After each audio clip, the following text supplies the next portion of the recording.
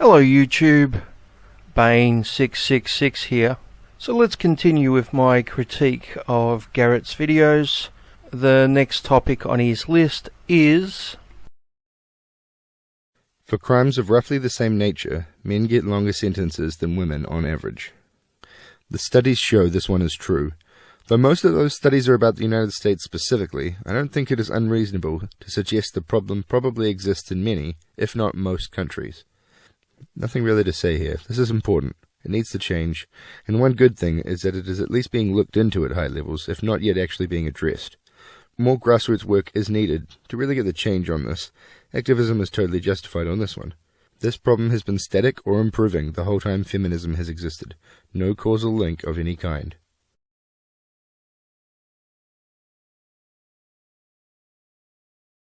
Okay, so in this episode we'll be looking at what the sentencing gap is, what some of the causes are, and having a look at whether feminism is actually making it better or making it worse.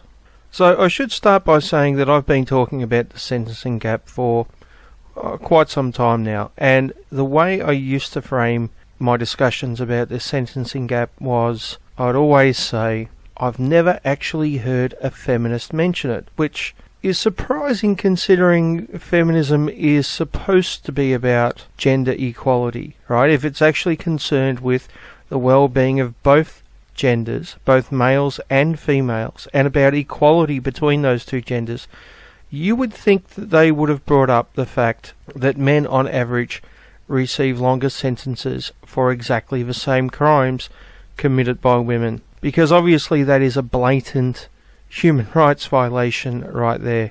Well, like I said, I used to say I've never heard a feminist bring it up. I can't say that anymore because now I've actually heard a handful of feminists bring it up. Garrett, to give him credit, is one of them. Another one of those feminists is Christina Hoff Sommers. So let's have a look at her clip.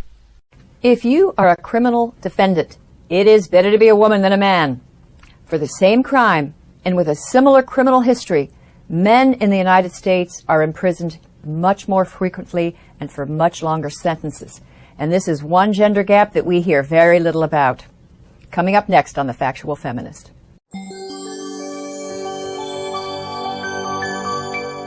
Now, we incarcerate people in the United States on a scale unheard of in most parts of the world. If you brought together all of those who are now in prison, on probation and on parole, it would constitute like the second largest city in the nation, and it would be close to 90% male. Now, the fact that more men than women go to jail, that in itself is not a sign of discrimination. Men are far more likely to be rule breakers, risk takers, and perpetrators of crime. This is true cross-culturally. But what happens when men and women are arrested for the same crime? Well, to answer that question, Professor Sonia Starr at the University of Michigan Law School, she examined a huge database of federal criminal cases. Now, unlike other studies that looked only at the sentencing stage, she followed the fate of defendants from arrest through sentencing. And her findings are shocking. I mean, after controlling for the arrest offense and criminal history and other relevant factors, and looking at the process from beginning to end, she found that women are significantly more likely than men to avoid charges, to avoid convictions completely. And they are twice as likely to avoid incarceration if convicted. Now, on average, men receive about 63% longer sentences than women arrested for the same crime. Now, Professor Starr estimates that the gender gap in sentencing is about 6 times as large as the sentencing gap between black and white defendants. Now, Starr offers a few possible explanations for the gender disparity. Women are often viewed as followers, accessories of their male romantic partners, so judges and prosecutors might perceive them to be less responsible. Secondly, women are more likely to be the primary caretakers of their children, so prosecutors and judges might worry about the effect of jailing mothers. It's also possible that prosecutors and judges are just more easily persuaded that women who commit crimes have some kind of mental condition, mental problem. Well, what is the solution? Harsher sentences for women? No, that is not the way to go. The U.S. is already known as incarceration nation. Well, you don't want more prisoners. That's not the answer. But if the courts are indeed making exceptions for women for their special circumstances, they should consider doing the same for men. And as Professor Starr points out, about 1 in every 50 American men is currently behind bars, and we could think about gender disparity as perhaps being a key dimension of that problem. So here we have a pressing gender equity issue with huge social consequences. But if you look at the major women's websites, you find mainly complaints about how women are the second-class citizens in our criminal justice system. I mean, on the ACLU website, you learn that women receive harsher sentences for killing their male partners than men receive for killing their female partners. This is completely false. The source the ACLU uses is a 1980s fact sheet from a women's advocacy group, but a much more serious study was carried out by the Bureau of Justice Statistics, and they found that even if you exclude all cases where women killed a husband out of fear or self-defense, women still received shorter prison sentences than their husbands, a 10-year difference on average. But in the current male-averse environment, it's the ACLU fiction that gets noticed and repeated. The incarceration gap sheds light on a serious problem in the American gender equity movement. I mean, alleged inequities against women, no matter how trivial and inconsequential, and no matter how privileged the women involved, these generate lots of media attention, action initiatives, hashtags. Meanwhile, millions of men, mostly poor, disadvantaged, they're in jail for crimes that would have led to far more lenient punishments, or not at all, had they only been daughters, sisters, mothers, wives, instead of sons, brothers, fathers, and husbands. The over-incarceration of males may be one of the most serious gender inequities of our time. Yet this injustice is nearly invisible. Well, is there anything we can do about the gender gap in criminal sentencing? And why don't more people seem to care? Well, let me know on Twitter and Facebook in the comments section. And thank you for watching The Factual Feminist.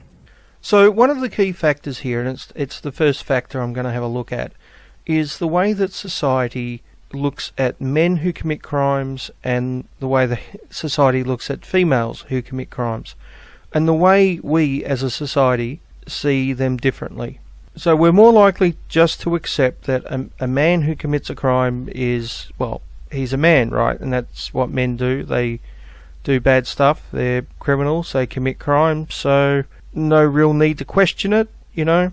But when a woman commits a crime, well, then we have to find an excuse for why she did it. Because women just don't do that, do they? There has to be some underlying reason. Maybe there was a man who forced her into it. Maybe she came from an abusive background. There obviously has to be some excuse, unlike the man, right? So to illustrate this point, I'm going to look at a story by the Young Turks from, I think, about 2.5, 3 years ago, in which they discuss a pedophile couple. Jonathan and Sarah Adleta had 2 children with the sole purpose of sexually assaulting and raping them. Jonathan Adleta was told by his girlfriend Sarah when she was pregnant that she was expecting a baby girl, and he said that the only way that he would marry her is if she agreed to allow him to rape this little girl continuously for as long as he wanted. Now, Sarah Adleta is such a sad, pathetic human being that she agreed to this so-called parenting plan, and she had the little girl and she married him. Not long after she had the little girl, they also had a little boy. Now, Jonathan Adleta carried out his plan. He raped this little girl repeatedly. He also sexually assaulted this little boy, and later, they ended up getting a divorce. Jonathan filed for divorce. He filed for divorce. He filed for divorce. She's the sorriest person I've ever heard of. She is the sorriest person I've ever heard of. And so they've both been tried, and they've both been found guilty. She pled guilty to 2 counts of sexual exploitation, and she faces up to 30 years in prison as a result of that. He faces life in prison. In fact, 10 years to life in prison, and hopefully he will get a lengthy sentence, because after he got a divorce, he started dating someone else who also had a daughter, and he proceeded to rape that girl as well. And by the way, the new girlfriend, knew about it. She allowed it to happen, which means that there are 2 sorry-ass women in this story. Now, we'll go back to the Young Turks in a second, because that's not the end of the clip. But I have to bring up a point here. When I first saw this clip almost 3 years ago, I immediately recognized her photo, because I'd actually seen a story about Sarah Adleta a short time beforehand, And I knew that the Young Turks weren't telling the whole story. I'm guessing it was just a lack of research on their behalf. But there is actually a lot more to this than what they present here. So let's have a look at a news report about Sarah Adleta. Also new tonight, a local woman arrested on child pornography charges, and how it was happening is what makes this story even more disturbing. Yeah, that's right. The FBI confirms not only is she accused of sexually abusing the children, but also recording it and then sending it out on the web. Amaka Ubaka is live in Oviedo tonight. So, Amaka, where was all this happening?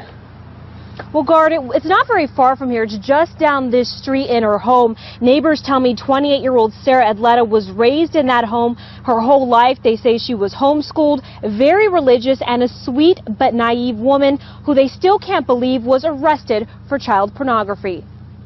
I'm just in speechless shock right now that my neighbor does that. Neighbors stunned by the news. The 28-year-old Sarah Adleta, seen here, was arrested by the FBI on child pornography charges. Agents made the arrest at this home in Oviedo after learning Adleta allegedly sent images of herself sexually abusing children to a man in North Carolina. That man was later arrested for having sex with a child. It's a kid, and you know that that's not right. I think it's disgusting. The FBI confirmed that Adleta used Skype, email, and her cell phone to send images of the sex acts. Adleta, a UCF student, reportedly admitted to agents she started producing child porn a year ago. Cheney Mills, a neighbor, says Adleta would volunteer to babysit her kids, but Mills felt something just wasn't right. And I feel so good that I went with my gut and never let her watch my kids. Now, Garrett, I spoke briefly with Sarah Adleta's father tonight, and it's clear that he's still in shock. He says he has no further comment to make over his daughter's arrest. So there are some very important points to make here before going back to the Young Turks. She performed sex acts on the children and took pictures of it, which would make her a pedophile. The Young Turks present her as someone who allowed that to happen, allowed her husband to do it, but in fact she also took part in it. The other important fact is that this took place after she divorced her husband, or I should say her husband divorced her. So he was no longer in the picture. He was living in a different state. So the excuse that he somehow controlled her can't be made. And the man she was sending the pictures to is a completely different man than her husband. Her husband's name is Jonathan Adleta, and the man she was sending pictures to was Aaron Dixon, and he was also in a different state. So those 2 points I think are very important. The first one is that she was actually performing sexual acts on children and taking pictures of it. And the second point was that it's hard to use the excuse that she was forced or manipulated into this by her ex-husband because he was no longer in the picture. But let's go back to the Young Turks and see how they explain this. Yeah. Now, look, the guy is profoundly sick. He said the only reason he was interested in doing any of this is because he really wanted daddy-daughter sex. Okay? It's disgusting. And, I mean, to create a child, to have... when you first said this was the most vile story we've ever covered, and in the production meeting, I was like, come on, how bad? I mean, we've covered some terrible stories, but this really takes the cake. And for this sorry woman to say, well, she explained, I really wanted to be with him. I know. So at this point, Anna starts to make excuses. No, I don't know where that desperation comes from. I don't know if it's because she was already pregnant, and you know, many reports do indicate that she was financially dependent on him, but I don't even care about that. I mean, there's no reason. You know, there's no reason that you would allow anyone to harm your own children like that, or any children at all. And I should note that he was awarded a Purple Heart in the Marines, and he was a high-ranking officer in the Marines. So, you know, he was highly respected. No one in his family or none of his friends expected him to do something like this. But you never know. There are monsters among us, and stories like this, I'm sorry to say, they make me very paranoid, because you realize that there's this prevalence of sexual abuse among children, and you don't know. It's always someone that you least expect. And at this point, Sink takes over with the excuses and, of course, outdoes Anna, as he normally does. Yeah, and to me, the other interesting part of this is how psychological relationships are. Because it's not like he was like the best looking guy in the world and they just couldn't resist. Now, of course it doesn't have to do with looks. Some people can put a total psychological mental lock on their partners, and they can't break it under any circumstance. You know, you often hear about the women who've been abused and they continue in that relationship. And you're like, how could they? Well, then you hear this case and you think, you know, that's the abuse is nothing compared to this. Apparently, if you do this, unbelievable psychological manipulation, you can get a woman or a man, depending on the circumstance, to do just about anything. Because if you would do this, there isn't anything in the world you wouldn't do. Now, at this point, Adam makes a verbal slip, which is very, very telling.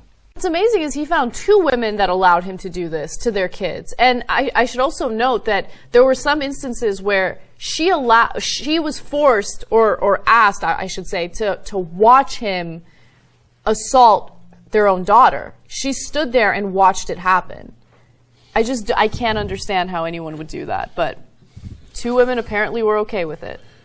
I think there's a couple of important points to make here. The first one is, obviously the Young Turks don't know the full story, and this is due to their lack of research. They're hardly the most well-researched news outlet. I mean, I've seen them do stories on fucking BuzzFeed articles, for fuck's sake.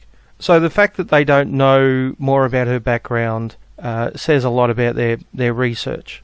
But the interesting thing is, even though they didn't know her background, it never once occurred to them that she may have been in the relationship with this guy and allowed the pedophilia to happen because she enjoyed it, because she wanted it to. It never occurred to them once that she might actually be a pedophile, which clearly she is. They had no issue with accepting that the male was a pedophile, but when it came to her, they had to somehow find excuses. Now, it is true they still saw her as guilty, no doubt about that, although they did diminish her responsibility. She must have been manipulated, because, clearly she couldn't have decided that it was something she wanted, which is why after the divorce she went and found another guy just like that, right? Clearly she only stuck around because she was pregnant or financial reasons. Which is, once again, why after the divorce she found another guy, right? And she performed sexual acts on children and took pictures of it. It never once occurred to them that she might be a pedophile. And unfortunately, this is fairly common thinking. It must have been a man who manipulated her type argument.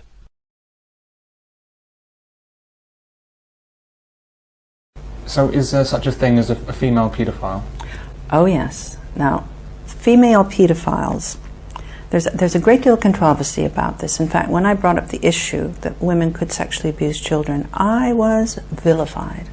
I was cast out of the sisterhood. I was no longer a good feminist because sexual abuse had to be under the guise of male power.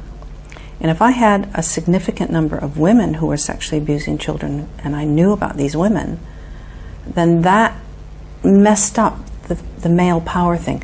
And surely if women were going to abuse children, then they had to be doing it under the thumb of a man. A man had to be telling them to do it. Do women tend to only commit child abuse if there's a man involved as well? No. In over 75% of the cases, the women acted completely alone. Most times there wasn't even a man in the premises. So, the excuse. And it's interesting about us as women, because we're quite willing to accept that we are a superior breed and that we do everything right, but quite unwilling to accept that we could do anything quite as horrible as this. So it's really not us. Shocked at the fact that 2 women were at the centre of this horrific case of abuse. Our home editor Mark Easton explains the scale of sexual abuse of children by women. The facts of this case challenge our understanding of human nature, not just the idea that people could find pleasure in the sexual abuse of very young children, but the revelation that women were involved. However, experts claim this kind of behaviour is not as uncommon as many suppose. A quarter of sexually abused children were the victim of a female, according to separate American and British studies. Although estimates vary, that would suggest 250,000 people in Britain today suffered sex abuse perpetrated by a woman.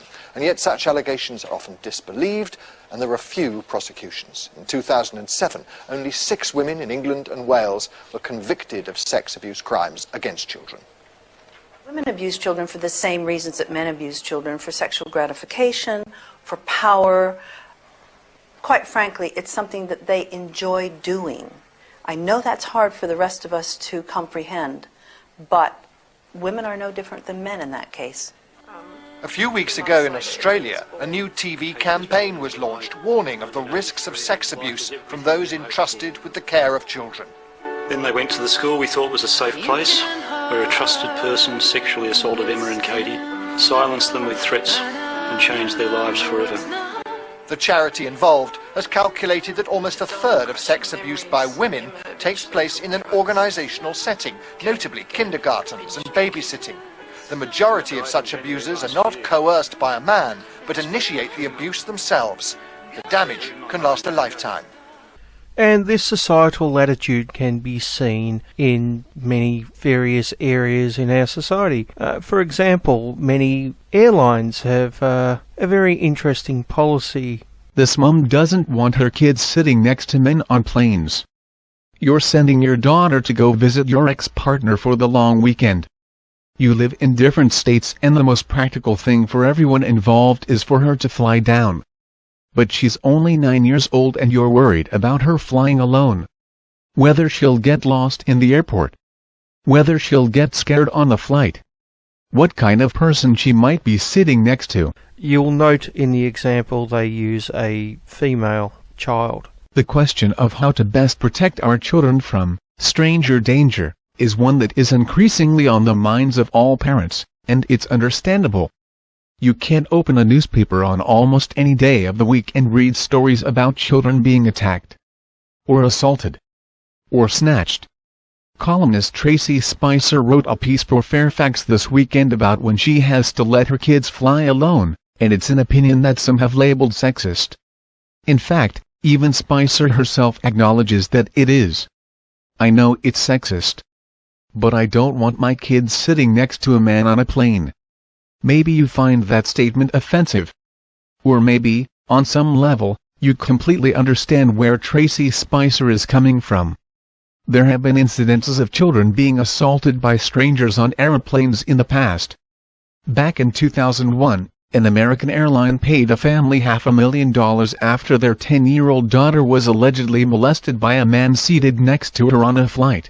Now, I can imagine that this has happened in the past. I imagine that there has been instances where a man or an adult has molested a child on an airplane. Although I can't imagine that it's very common, because anyone who's flown knows an airplane is a very public place. I mean, I guess maybe if it was a night flight and the flight was half empty, then maybe such a thing could happen.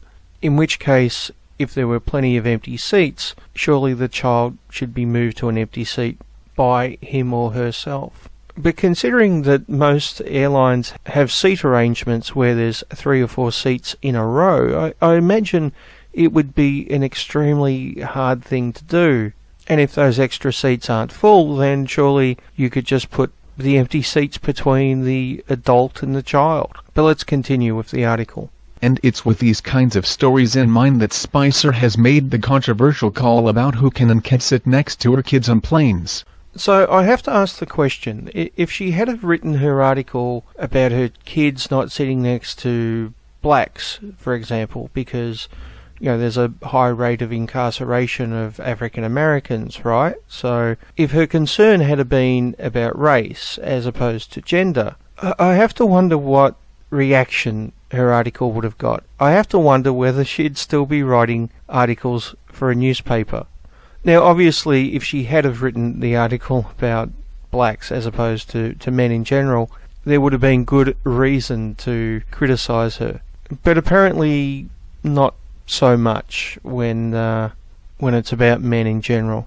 Now, there were a couple of counter-arguments criticising her, but there really wasn't much attention. And could you imagine if airlines actually had a policy where they didn't sit children next to black passengers? Could you imagine what kind of fucking outcry there would be? And once again, rightly so. But not so much when it's men, right? Racial discrimination is wrong, but gender discrimination, if it's against the man, well, reasons. It's because of parental concerns that many airlines have policies in place to protect children as best as they can. The Qantas flight policy states, unaccompanied minors are allocated seats next to adult female customers. Where possible, Qantas aims to seat children near crew areas or next to an empty seat. This policy reflects parents' concerns and the need to maximize the child's safety and well-being. Virgin's policy on unaccompanied minors explains, on a space-available basis, we will allocate a spare seat next to the child. In some instances, flight passenger loads may prevent this and a female or male passenger will be seated in the vacant seat. Both airlines have copped criticism in the past for moving male passengers when they were seated next to unaccompanied children. But hear this. According to Spicer, the vast majority of child sexual abuse, 90%, in fact, is committed by perpetrators known to the child, someone who is either a friend of the family, or a part of the family. But in incidences where strangers have committed a crime, only 8% are women. Meaning 92% are men. It would be easy to respond to these statistics by saying that maybe parents should ban their children from seeing their own family members, instead of vilifying men flying on planes. But in lieu of being able to identify child sex offenders within the family, individuals who are often very skilled at hiding their offenses and spend time grooming children for the crime, it makes sense that parents want to protect their children in an area where they feel like they might have some control. Former editor of iVillage.com.au, Lana Hershowitz wrote about this topic for Mama Mia when in April 2012, Virgin staff asked a 33-year-old Australian man named Johnny McGurr to change seats after he was seated next to two unaccompanied minors, reportedly aged around 8 and 10. The reason for McGurr's move was his gender. At the time, Hershowitz wrote about why she disagreed with Virgin's policy against seating men next to unaccompanied minors. There are so many issues that get me about this policy. So many. I understand the need to protect children and I believe as a society it is one of the most important things we can do and indeed should be obligated to do. But to believe that only women can protect children, that is just erroneous and discriminatory. Having a vagina does not automatically make you a good person, just like having a penis does not make you a pedophile. And I would totally agree, and that's the point I'm making here, that societal attitudes tend to be having a vagina means that you are either a victim or you are somehow incapable of doing any crime or any wrong or anything evil without somehow being forced into it by either circumstances or a man. Yet, if you have a penis, then you're all kinds of evil, or at least potentially all kinds of evil. And it's somehow just kind of natural for men to do these evil things, to do wrong. There's no other motivation really needed apart from the fact that you're male. And it's these very societal attitudes which influence the sentencing gap. Hershowitz also questioned the logical conclusion of this line of thinking. Where do we stop? Do I request that my child not sit next to a man when he goes to see a movie? At a sporting event? On a bus? I'm going to return to this point about the bus in a minute, but for now let's finish off the article. This, pedophile paranoia, allows us to become gripped by the fear that there are pedophiles patrolling our parks, our planes, our schoolyards.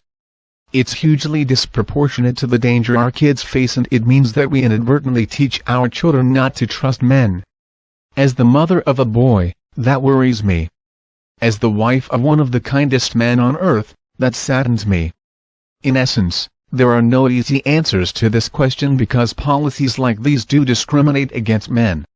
and for the men in our society who pose no threat to children, that is, most of them, it would be deeply offensive to have parents and plane attendants alike assume that they are a danger.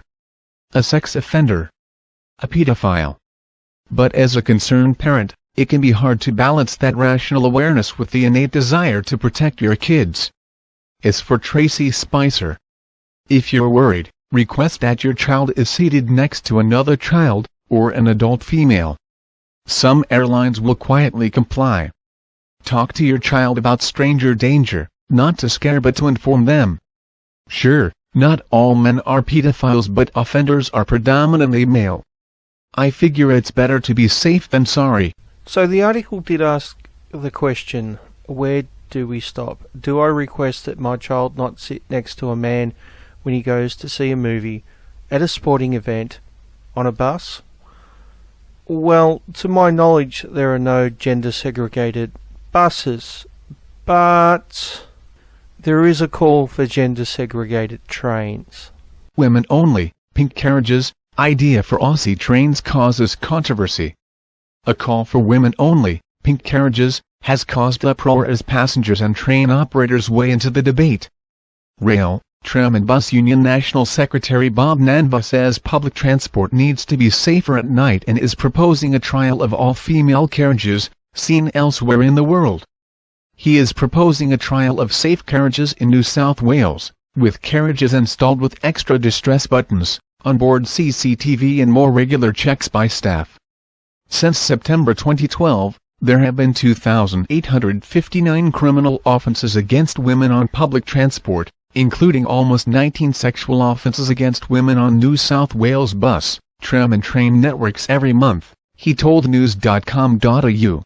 I always find it interesting when I read an article which gives a gendered statistic but gives it out of context. Let me explain what I mean. So it says here that there have been 2,859 criminal offences against women on public transport since September 2012. And they use this statistic to make the case that women are in danger, women specifically.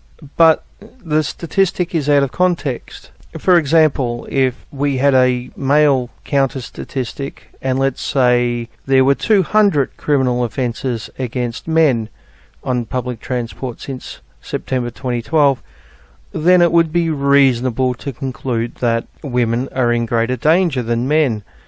However, if the counter statistic was, say, 5,000 criminal offences against men on public transport since September 2012, then it would be reasonable to conclude that women are actually a minority of victims and don't deserve special attention or special protection. But as is usually the case in these type of articles, we only get one side of the statistics, and the conclusion automatically is we have to protect the women. The women are in more danger.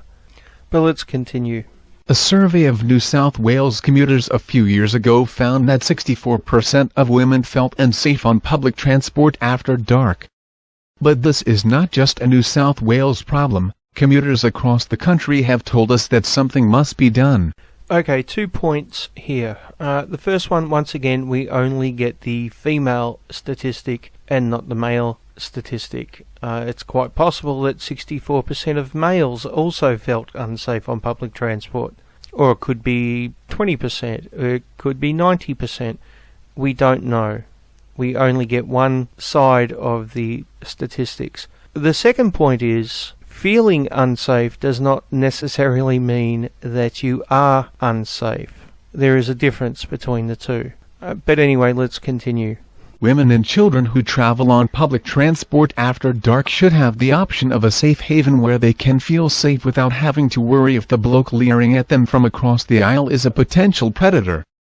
Radio presenter Ben Fordham from 2GB told the Today Show this morning, "It makes me feel really, really weird. The idea that women need to be protected from someone like me. There are lunatics out there who are women and who are men who go around assaulting people and doing all sorts of disgusting things to people, but why don't we just focus on the perpetrators? I don't think it makes sense. What kind of message does it send to the kind of behavior you can carry out in other parts of the train? Many commentators implied that this was victim blaming, asking why we didn't just introduce men-only carriages instead. Alternatively, we could just teach men that it's not okay to harass or assault women, tweeted Natty Longshot. We should be looking after everyone, it shouldn't have to come to that, added Christine Minjam. Has the whole world gone mad or just Australia? Asked Trevor Blight. In fact, sex segregation is already on offer on trains in India, Iran, Indonesia, Japan, Taiwan, the Philippines, Malaysia and the United Arab Emirates. Other nations have female-only sections on cars and metro lines. A railway line in central Germany last week attracted controversy when it announced the introduction of safe carriages reserved for women and children, beside the guard's office, according to Breitbart. The suggestion was also floated late last year by UK opposition leader Jeremy Corbyn, who said in a statement that it was unacceptable that many women and girls adapt their daily lives in order to avoid being harassed. The last women-only carriage in Britain was removed in 1977. So there is a pervasive attitude in society where we are more likely to see men as the villain, as guilty, as the perpetrator, and we are more likely to see females as the victim. And we can see this dynamic in just about every single slasher movie which has ever been made. Hello?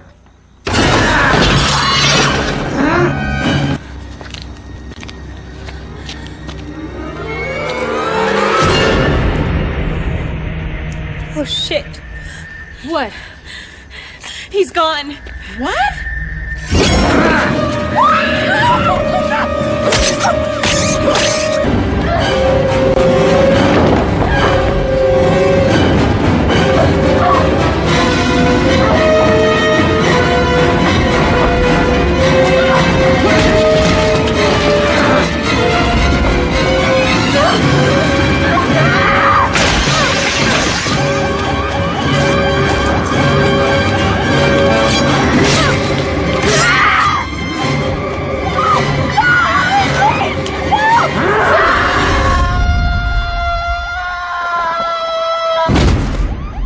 Now, the interesting thing about this is I've actually heard feminists argue before that this is somehow anti-female and somehow a male privilege. For example, privilege to murder.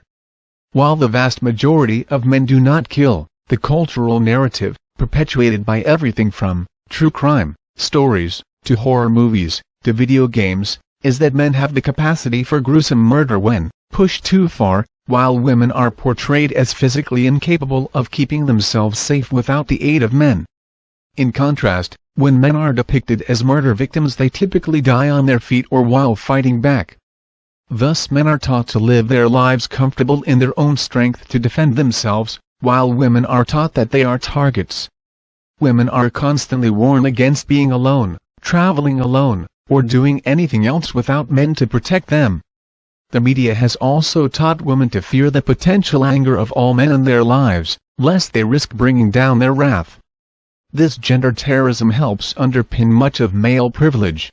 This gender terrorism helps underpin much of male privilege. Yeah, male privilege, like the sentencing gap, where men get longer prison sentences for the exact same crime, right? That's obviously a male privilege.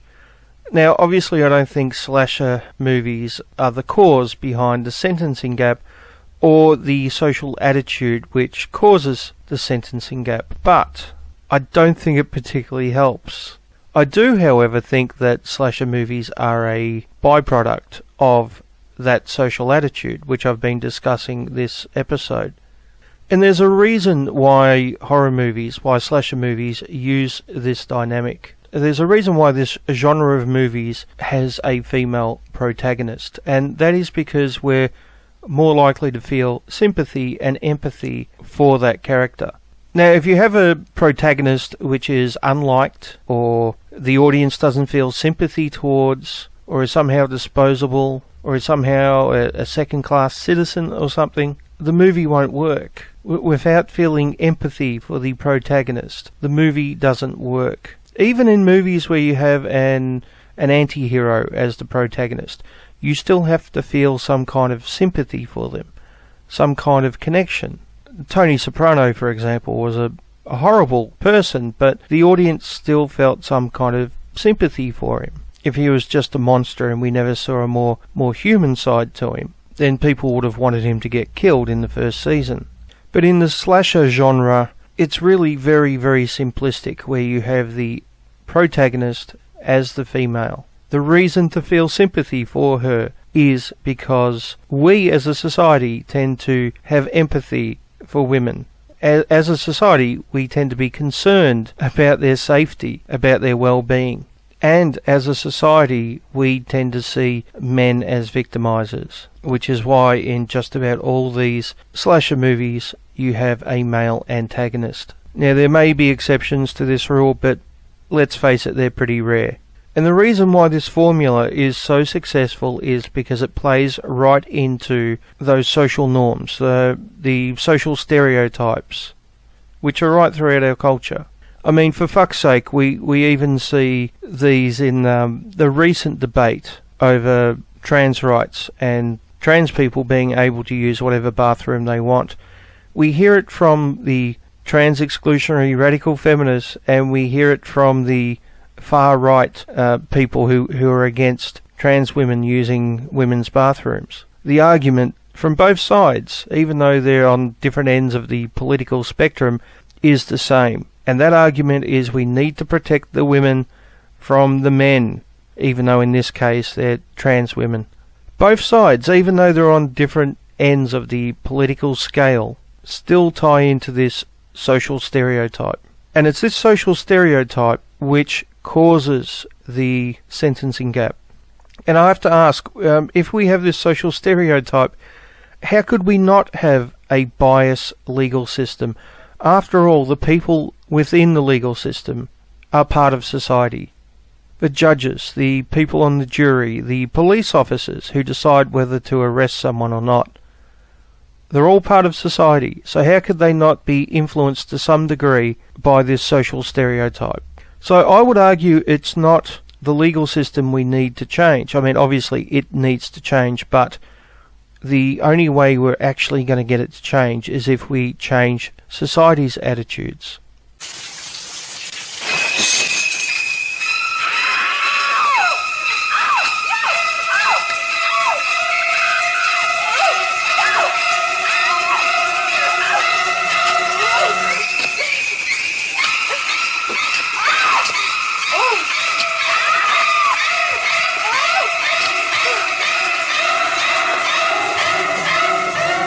Okay, so now that we've discussed the cause of the sentencing gap, the societal attitude which causes the sentencing gap, now that we've discussed that, let's actually have a look at a case which went to court, and we can see how that societal attitude and how the sentencing gap affected it. So this story starts out with a woman hiring a hitman to kill her husband. What she didn't realise, though, was that the hitman was actually an undercover Mountie. Anyway, here's the footage. So what's up?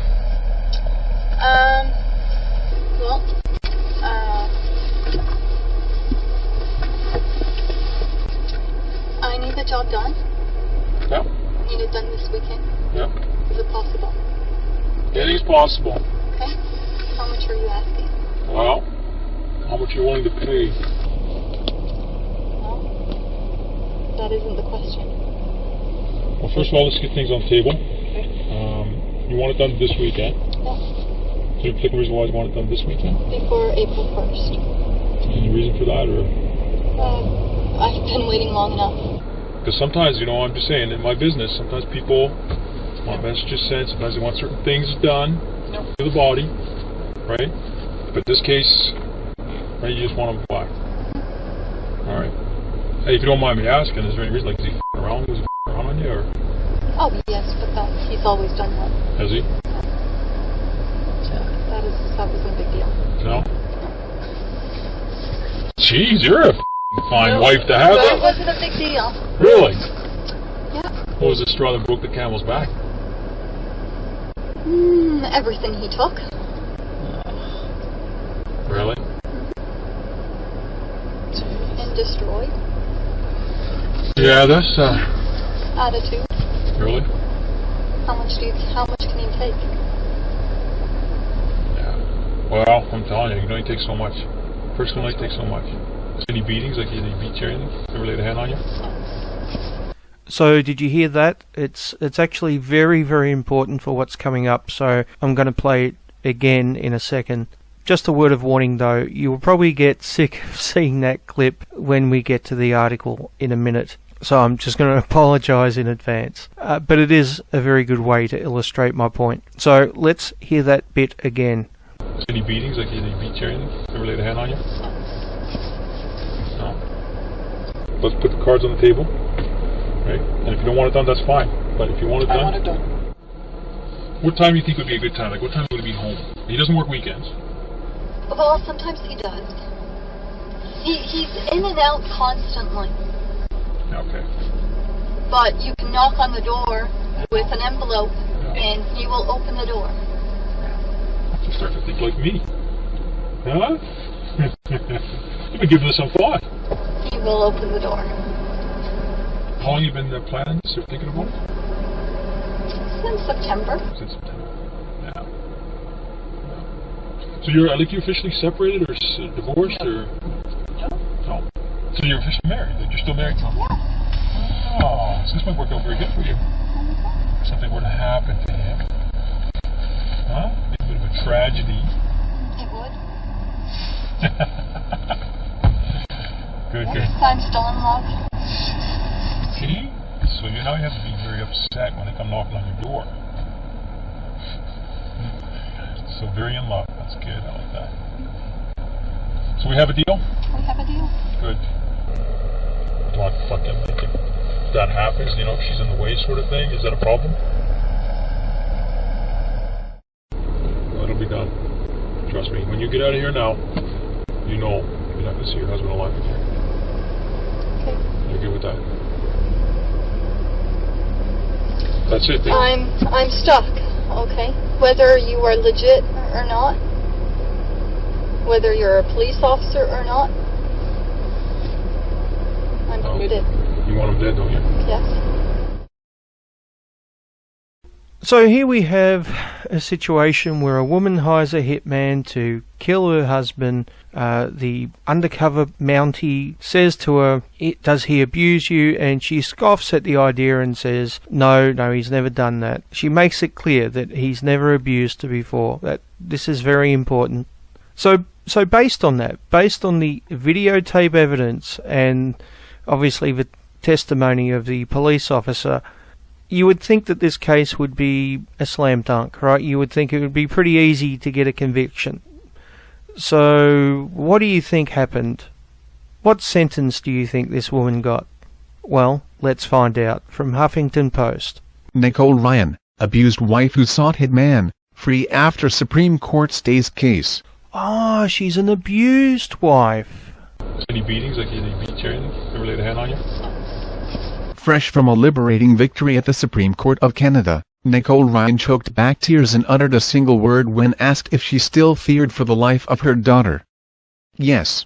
Oh, she feared for the life of her daughter. Well, that's very interesting, because when the undercover police officer asked her about her daughter, this is what she said. Don't fucking like it. If that happens, if she's in the way sort of thing, is that a problem? So when asked if your daughter's in the way, is that an issue, she shook her head. Because apparently it doesn't matter if her young daughter, sees her father being murdered by a stranger. Apparently that's not a big deal to Nicole. This concerned fucking mother, right? So concerned about her poor daughter that she's willing to have her husband murdered in front of her and doesn't give a shit about the effect that might have on her daughter. Are you fucking serious? But let's continue, because it just gets worse. The Supreme Court may have given a victory to the Nova Scotia woman who tried to hire a hitman to kill her abusive husband, Michael Ryan. But the justices couldn't give her what she fought so hard to protect 5 years ago, her daughter. Now, once again, note the language here, right? It refers to Michael Ryan as an abusive husband, even though in the clip she clearly states that he's never abused her. And all the concern is focused on Nicole Ryan and her daughter.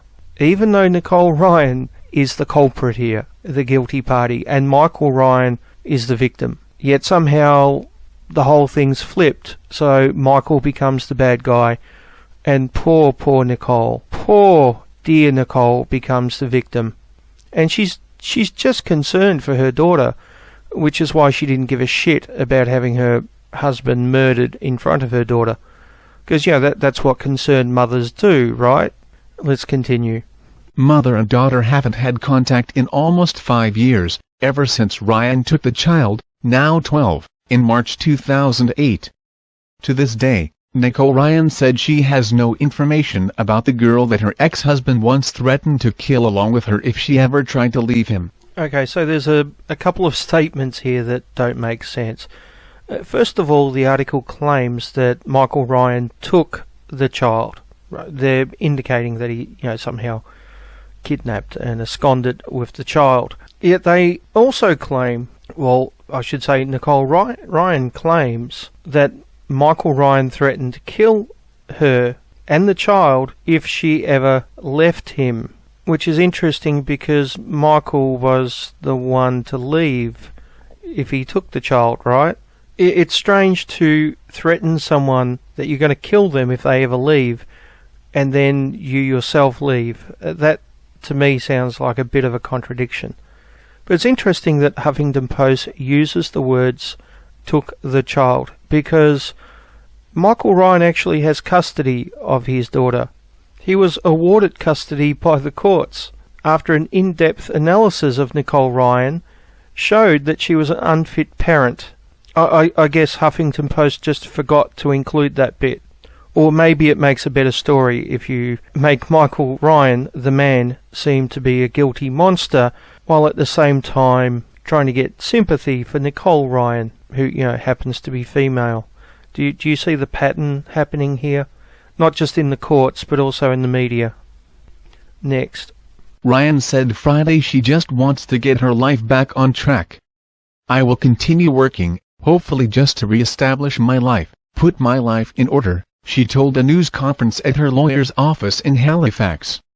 I'd like to thank the Elizabeth Fry Society. Hopefully, they will be able to help me now to re-establish contact with her. So I'd never heard of the Elizabeth Fry Society, so I thought I'd do a little bit of research into them. This is from the About Us page from the Prince George and District chapter of the Elizabeth Fry Society. Our mission, the Elizabeth Fry Society, is a feminist, community-based, non-profit organization that supports women and their children who have experienced violence, abuse, marginalization and/or criminalization.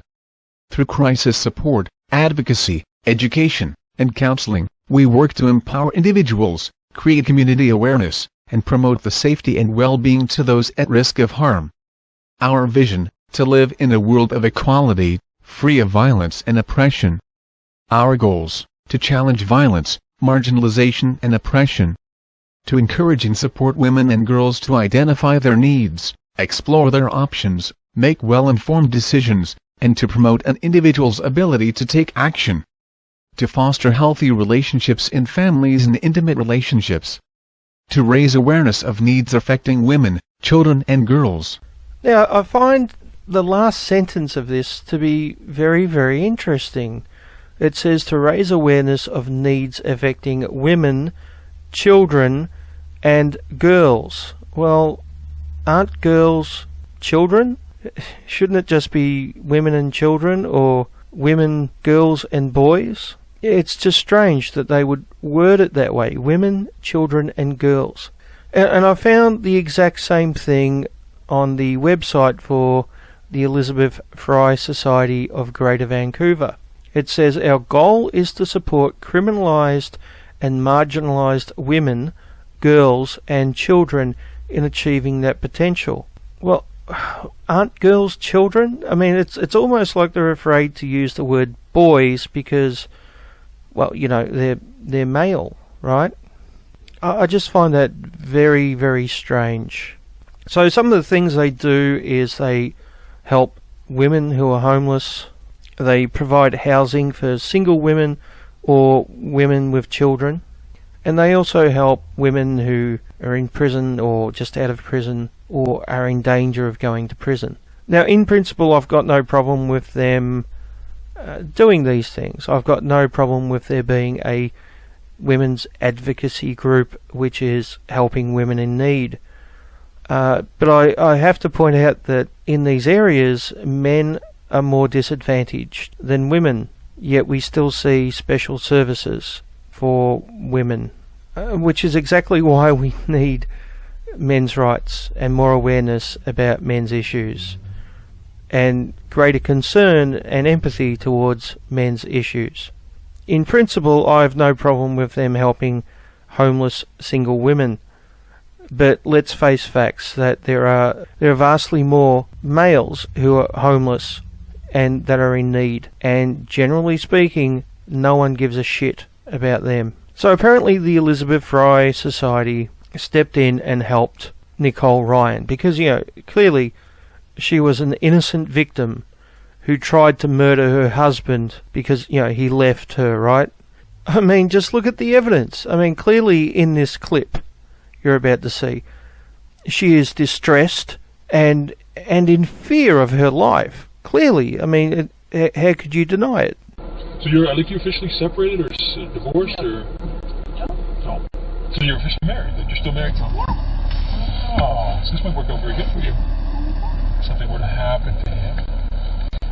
Huh? A bit of a tragedy. It would. Good. I'm still in love. See? So you now have to be very upset when they come knocking on your door. Ryan, who has resumed a teaching career, also said she has drawn support from her students. She was acquitted by a trial judge in 2010 on a charge of counseling to commit murder, and while the Supreme Court justices overturned that decision, they also blocked any further action against her with an extraordinary stay of proceedings. The court also raised serious questions about the conduct of the RCMP and Nova Scotia prosecutors in the case, saying it was disquieting that the Mounties chose to mount a sting operation to arrest her rather than respond to her husband's reign of terror over her. Her husband's reign of terror over her. Any beatings, like did he beat you or anything? Ever laid a hand on you? It's sad, the soft-spoken Ryan said when asked about that part of the ruling.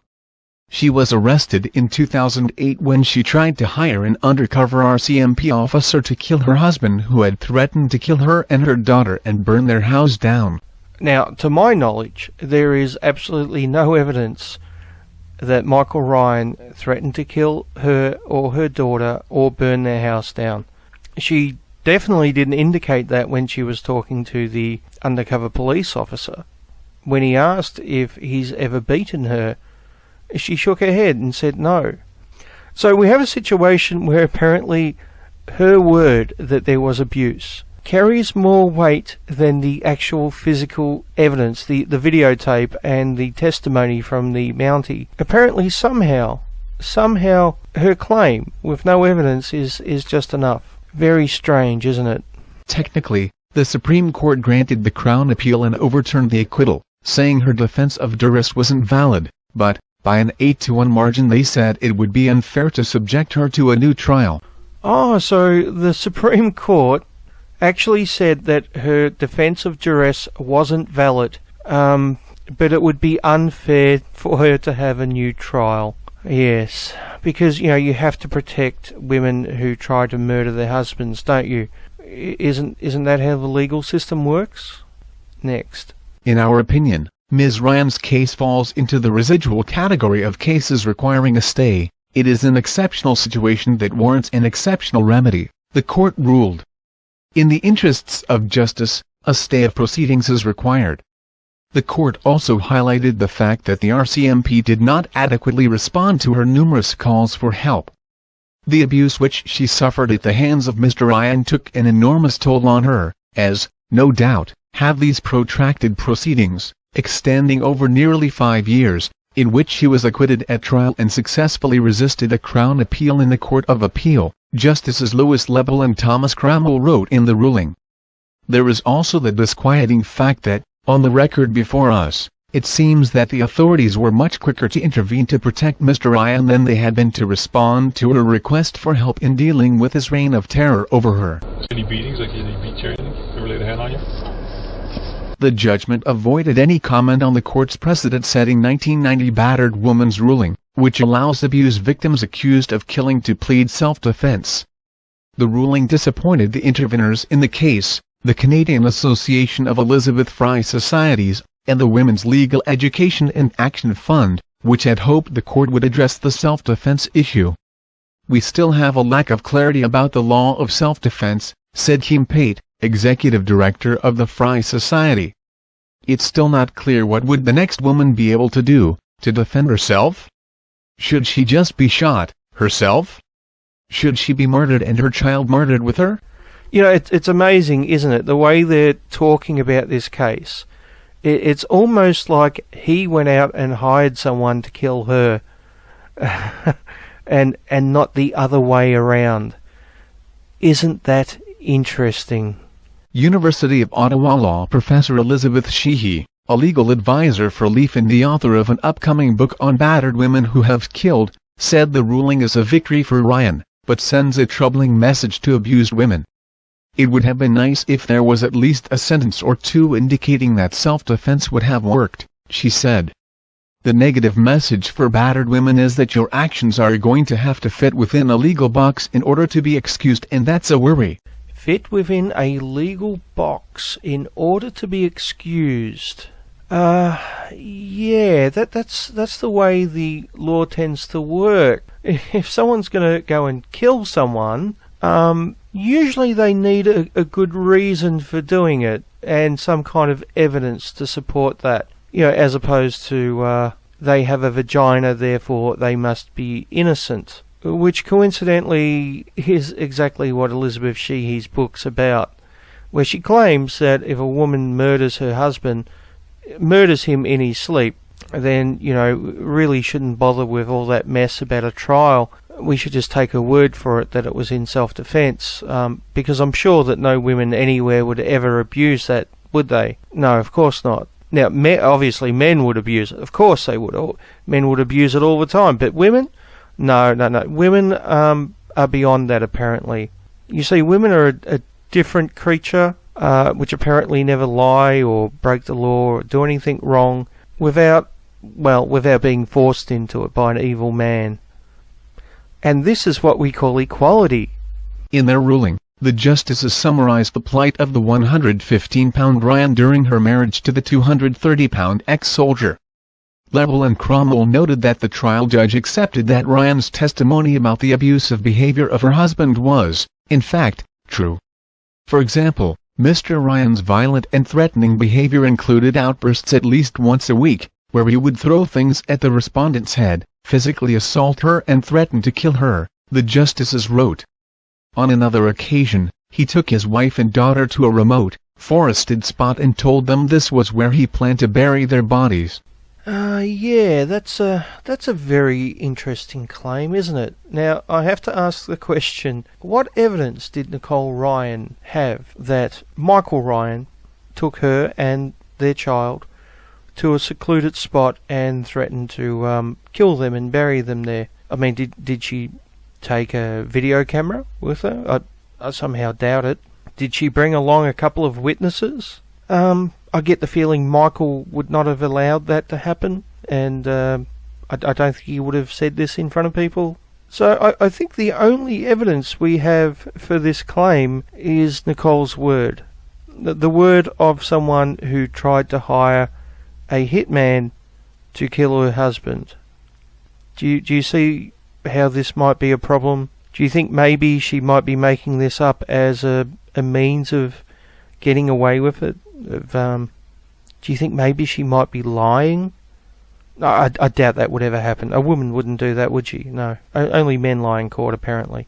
Now, you may be asking, what about the daughter? Maybe the daughter testified.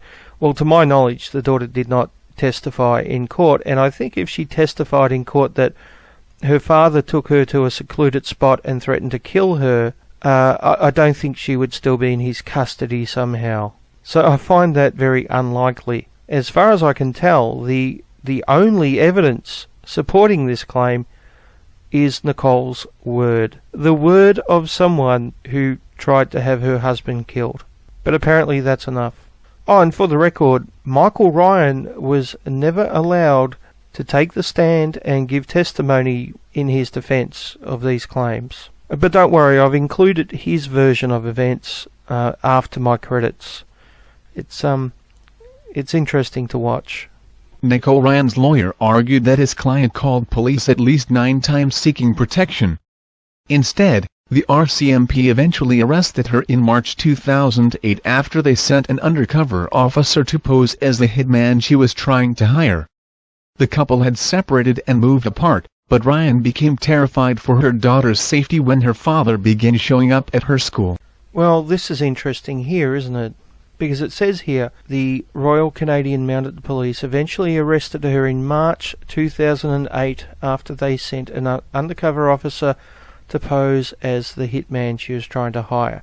So keep that in mind, March 2008, because earlier in the article it states, mother and daughter haven't had contact in almost 5 years, ever since Ryan took the child, now 12, in March 2008. So she hired a hitman to kill him the same month that he left with their daughter. But the article also says, the couple had separated and moved apart, but Ryan became terrified for her daughter's safety when her father began showing up at her school. Well, I gotta call bullshit on that last one, because like I said before, he got custody of his daughter, and I think there's ample evidence that he's actually a good parent and she's not. But it almost seems like he left her and then she decided to have him killed, right, for leaving. Now imagine the scenario was the opposite. Imagine it was a woman who left a man and took her child. We've all heard this scenario before. The man becomes outraged and attempts to have her killed. Do you think Huffington Post would be writing an article like this from his perspective? Do you think the courts would have been so lenient and understanding? Do you think they would have taken his word of past abuse and therefore just excused his attempted murder? Of course not. It wouldn't have happened. But because the genders are reversed here, apparently it's perfectly okay.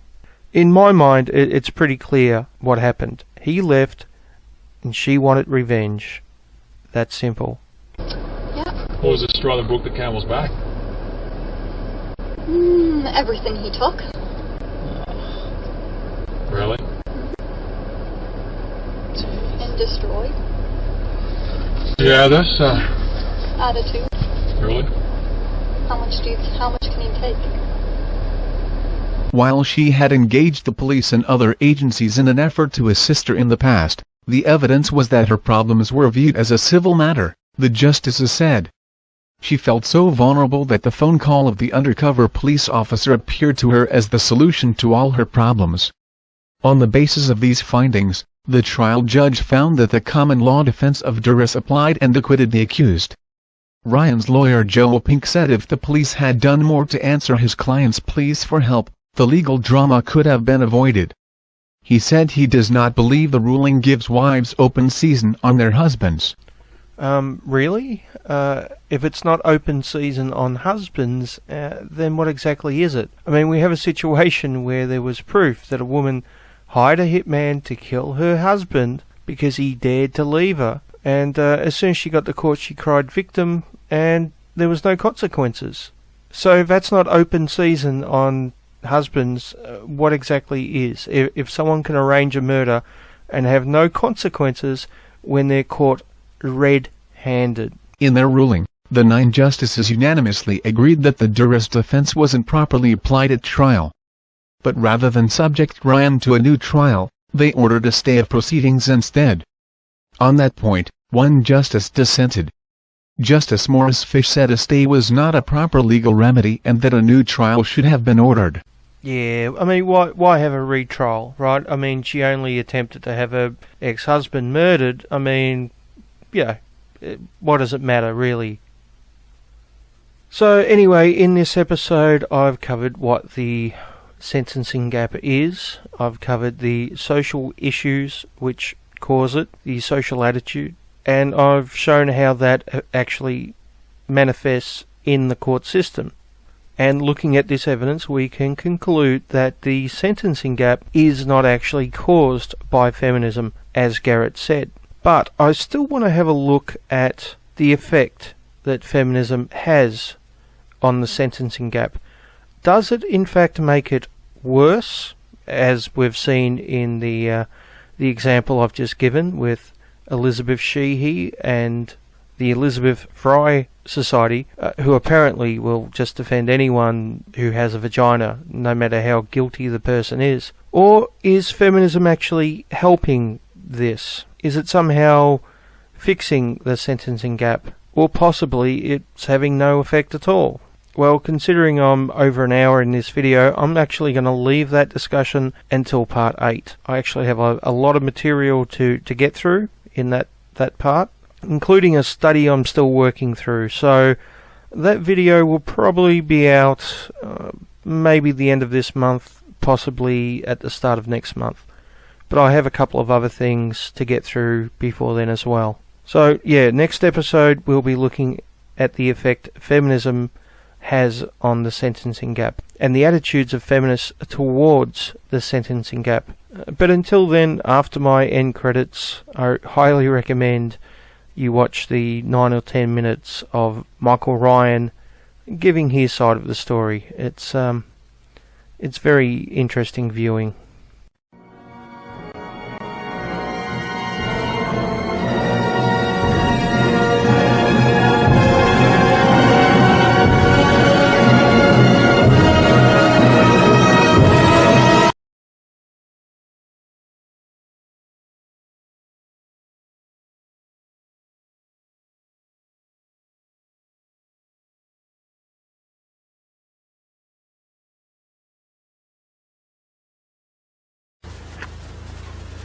Hi, my name is Michael Ryan.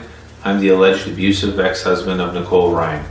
I would like to take this time to talk to you about the Supreme Court of Canada's decision that was released on January 18, 2013 in regards to Nicole Patricia Ryan's criminal charges of conspiracy to commit murder.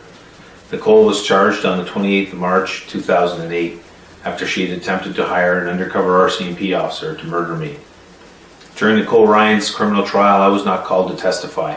This was shocking to me, considering she was claiming the defense of duress and was claiming battered women syndrome. During the entire trial, I sat outside the court parking lot waiting for my turn to testify. This time did not come. The trial had ended and my testimony was left unheard. I have no explanation for why my testimony was not heard by the courts. It was even more shocking to me when Nicole Ryan was acquitted of her charges by the Supreme Court of Nova Scotia. The Crown prosecution appealed the case to the Appeal Court of Nova Scotia, who again acquitted her. The Crown finally appealed the case to the Supreme Court of Canada. The Supreme Court of Canada did not acquit Nicole Ryan of charges, but in an unusual move, they put a stay of proceedings, meaning she was not found guilty or not guilty. Her case was just dropped. They deemed she had been through enough. To this, I strongly believe the Supreme Court of Canada has denied the truth to the Canadian public in what is seemingly all one big cover-up for the errors they state the lower courts had previously made in their judgments. Considering the severity of the allegations against the RCMP and I, the courts have not taken the time to properly review the evidence before them. They have tarnished the reputations of not only myself, but the RCMP as well. The Supreme Court of Canada's decision to avoid another trial which would have ultimately included the testimonies of both the RCMP and I into Nicole Ryan's allegations, is a farce and a disgrace to our Canadian judicial system. Nicole Ryan's allegations that I sexually, physically, and mentally abused her have left a dark cloud over my name and my family. She has painted me out to be a monster who abused her and our daughter. I am taking this opportunity now to state that I was denied the right to a voice during Nicole's trial, and to state for the record that I have never abused Nicole or our daughter in any shape or form. I have done nothing to Nicole to deserve this defamation. I have always done my very best to be supportive of Nicole and our family and to ensure they were comfortable. Her decision to hire a hitman to have me murdered was for her own monetary gain, nothing more and nothing less. As a result of the release of the Supreme Court of Canada's decision, there has been a whirlwind of comments regarding numerous concerns for the safety of our daughter. Nicole Ryan has made allegations publicly in press releases that I, quote, took off, unquote, with her daughter. Nicole has portrayed me as kidnapping our daughter. This allegation and statement is not true, and is another oversight by the courts and the media in an attempt by Nicole Ryan and her lawyer to mislead the courts and the public. The only reason for our relocation to Ontario was due to a military posting, as both my spouse and I are Canadian Forces service members. I have had full custody of our daughter since July 2009, when Nicole Ryan did not contest my application for sole custody. During our custody proceedings in the Nova Scotia Family Court, the court ordered an in-depth psychological assessment of myself, Nicole, and our daughter. The results of the assessment were not favorable for Nicole, and indicated that Nicole was not properly caring for our daughter and her physical and emotional well-being. And it was then recommended to the family court that Nicole's access to our daughter be controlled. I have made numerous attempts in writing to Nicole's lawyers to reestablish contact between Nicole and her daughter. To date, Nicole and her counsel have not responded to my many letters, and Nicole has chosen not to communicate with her daughter. When given the opportunity, I will provide these letters to the courts.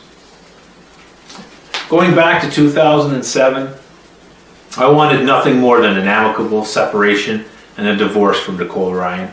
I was not challenging the custody of our daughter. I was prepared to pay child support, and I was prepared to divide the assets more than equal in her favor.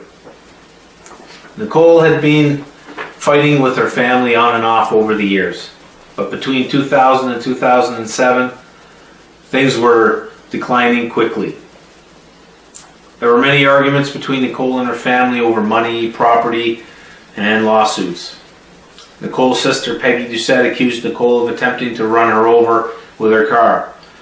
Nicole denies these allegations. However, the investigation by the RCMP resulted in statements by Nicole's own mother that stated Nicole was sick and that Nicole had threatened she would do it again. The fighting was quickly taking a toll on Nicole's already deteriorating mental health. Our marriage had been damned, and I saw no other option but to leave, and I did. The emotional stressors and her diagnosis of depression were a result of the conflict she was having with her family and not me, as she stated in her testimony. I moved away to Kentville, Nova Scotia, where I later started a new relationship with my current partner. I lived over 200 kilometers away from Nicole. I felt an immediate sense of relief to be away from Nicole and her family. A certain weight was lifted from my shoulders. It's been 5 years now since Nicole's arrest, and although so much time has passed and her trial is now over, I have felt no closure. The public is still deceived by Nicole Ryan's false allegations that I was an abusive husband, and my side of the story has still not been heard. Will the court ever hear my testimony? Sadly, no, probably not. The details of our family are something that only Nicole and our daughter and I know. Everyone else is merely speculating on what they heard or what they think they know. There was a much brighter time for our family. Nicole was enjoying life as a school teacher. I was operating our small farm, and our daughter was loved and thriving. I cared about our family very much. I only wanted the best for them. I cared about Nicole very, very much. It is so hard to be deceived by someone after you put your heart and soul into that person. Nicole, I can say with sincerity that I am sorry your family came between us and our family the way they did. Things should never be like that for anyone. Please know that the lies you have told about me have been extremely hurtful. You have painted the father of your child as a monster, and sadly, you put everyone and everything before your own daughter. She's been a victim to seeing these things on the news. It has been hard for her to see the lies about me through the media, but she is a strong young lady and is just as loving and beautiful as ever. I will close in saying thank you to my many friends and family who have been supportive of me through all of this. And I wish to thank you for always believing in me and throughout these dark times. I have certainly learned a great deal about the hearts and minds of others through all of this, and we'll move on from here. Time will heal everything. Thank you for your time.